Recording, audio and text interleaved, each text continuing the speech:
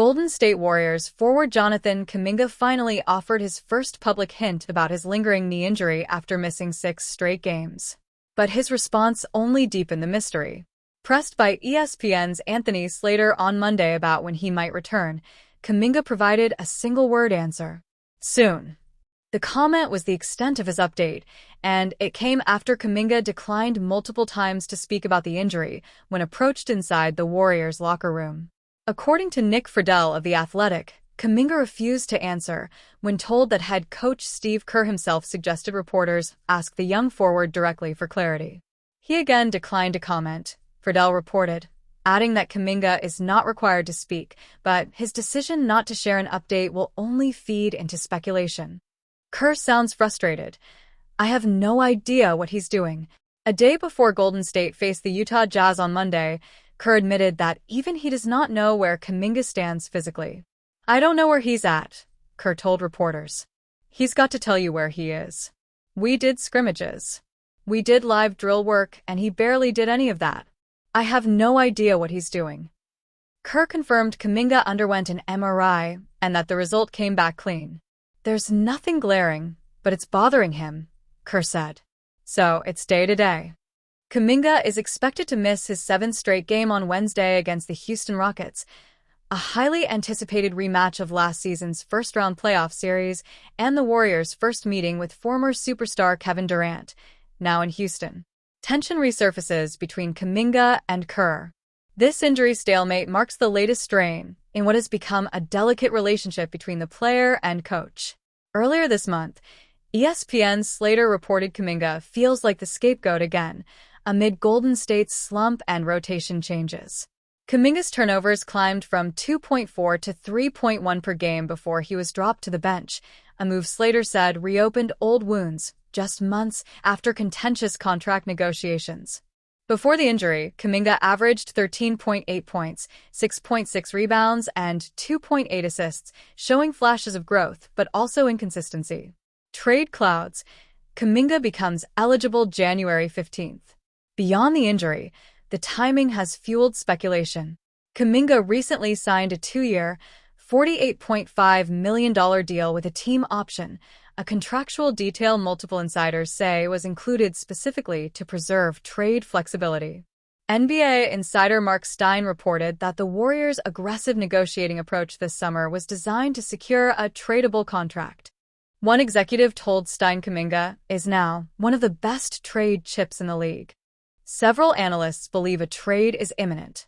Bill Simmons of The Ringer predicted, January 16th, he won't be on the team. CBS Sports' Brad Bakken called the partnership an arranged marriage headed for divorce, urging both sides to end the charade. Warriors win without him, but uncertainty remains. The Warriors snapped their losing streak on Monday with a 134-117 win over the tanking Jazz, despite missing Kuminga, Draymond Green, midfoot injury, and Al Horford, sciatica. But the temporary relief did little to quiet questions surrounding Kuminga's status and place in the franchise. Kuminga answered the question everyone wants to know with a single word. Now, the Warriors and the rest of the NBA wait to see whether soon means a return to the court in Golden State or a fresh start somewhere else. The Golden State Warriors dropped to 10-10 on Wednesday night, and the frustration boiled over as Draymond Green delivered one of his sharpest assessments of the season. After a 104-100 loss to the Houston Rockets, a game where Golden State allowed 25 offensive rebounds and collapsed repeatedly in key moments, Green did not bother softening the truth. Our defense is S, he said in a raw post-game moment. Green was not yelling. He did not need to. The weight in his voice told the story. Golden State crumble in fourth quarter as Curry exits hurt. The frustration came on a night when Stephen Curry limped off late with a quad injury that will require an MRI. Curry took multiple hits in the fourth quarter, including collisions with Amen Thompson and Alperen Sengun, before being waved out by lead medical decision-maker Rick Celebrini. Warriors head coach Steve Kerr said afterward he was relieved the injury was not to Curry's ankle or knee, but it still arrives at a brutal time for a Warriors team already sliding. Green and Jimmy Butler did not hold back when describing why the losses are piling up. Butler said after the game that Golden State does not box out, does not follow the scouting report, and allows opponents to get whatever they want. Jonathan Kuminga also scrimmaged earlier in the day and is aiming to return for Saturday's matchup, a small bit of good news for a team in need of help. Why the Warriors keep breaking down on defense? On paper, the Warriors sit 10th in defensive rating. Green made it clear that the numbers do not match what he feels on the floor. "It's not necessarily the numbers," he said. "How do you feel when you out there? It's letdown after letdown. It's bigger than the numbers. Defense is about demeanor. If there's letdown, it kills your demeanor. It kills your bravado. Then you're just a soft team." That last line hit hardest. For Golden State's emotional anchor to use the word soft speaks louder than any metric. The Rockets shot only 39 for 99, but the Warriors repeatedly gave them extra chances. Offensive rebounds, loose balls, broken matchups. And in the moments that required toughness, Houston simply played harder. Green emphasized that none of his criticism was aimed at individuals this time. It was about everyone. "We are individually. I said we are individually ing awful," he added, clarifying the message was not selective. Everyone shares the blame. Warriors facing a dangerous stretch without Curry. The uncertainty around Curry's injury heightens everything. If he misses time, Butler said the team must be damn near perfect to stay afloat. The Rockets outworked Golden State with size, energy, and physicality. The Rockets hammered the glass with Jabari Smith Jr. flying in for boards and Reed Shepherd making winning plays throughout the second half. That is exactly the area the Warriors have lacked all year: consistent urgency. Without Curry's spacing and gravity, the Warriors will need Butler to shoulder the scoring load and Green to anchor the defensive identity he believes has vanished. Green was not trying to spark drama. He sounded like someone pleading for urgency before it becomes too late. The Golden State Warriors are once again drifting toward a familiar solution, a desperate mid-season swing for an all-star, hoping to replicate the spark last year's Jimmy Butler blockbuster brought to a fading roster. But as the losses pile up and Stephen Curry nurses a new injury, the Warriors' most intriguing trade option may also be the league's biggest gamble. Warriors' center upgrade amid season collapse. Golden State fell to 10-10 after a crushing 104-100 loss Wednesday night to a Houston Rockets team missing Kevin Durant. The defeat dropped the Warriors back to .500 and took a brutal turn when Curry suffered a quad contusion that will sideline him around a week or a little more, according to ESPN's Shams Charania and Anthony Slater. With Curry hurt, veteran Al Horford sidelined by sciatica, and Jonathan Kuminga still nursing knee pain, Golden State's season is showing early signs of unraveling. League executives now expect the Warriors to explore significant trade options as the February deadline nears.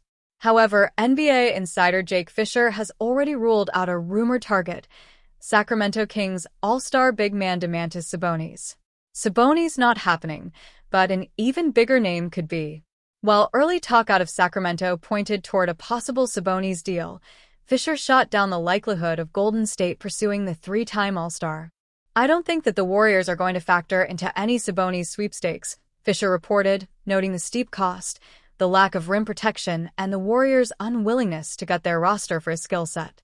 Yet Fisher left the door open to another high-profile center, one who could fit Golden State's system more seamlessly if healthy. "Anthony Davis would be the better fit for the Warriors if healthy," Fisher wrote. But the 32-year-old is far from that description after missing 38 of his first 52 regular season games since becoming a Maverick. Anthony Davis. Perfect fit, problematic future. A Davis trade, involving Golden State, presents massive upside but heavy risks.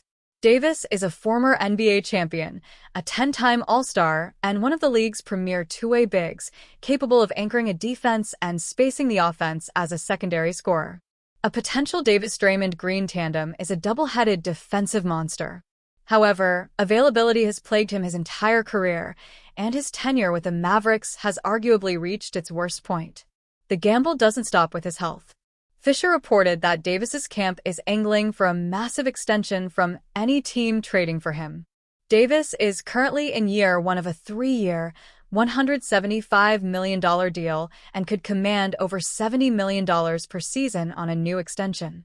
For comparison, Sabonis is owed roughly $95 million over the next 2 years, without extension demands.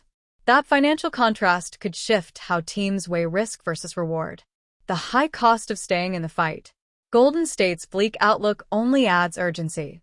Curry's injury capped a miserable night that saw him collide knees with Alperen Sengun, get bowled over by Amen Thompson, and limp off the floor with 35 seconds remaining. He finished with 14 points, 7 turnovers, and a worsening limp. After Curry exited, Warriors trainer Rick Celebrini signaled that the star could not continue, and Curry headed straight to the locker room, without speaking. Golden State now faces 2 more home games before a brutal 5-game road stretch against teams with winning records, a gauntlet that could determine whether management chases a blockbuster trade or waves the white flag on the season. What comes next?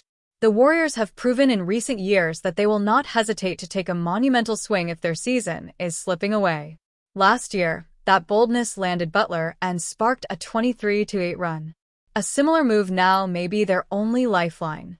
The question isn't whether Golden State wants another all-star big, it's whether they're willing to risk their future for a broken one.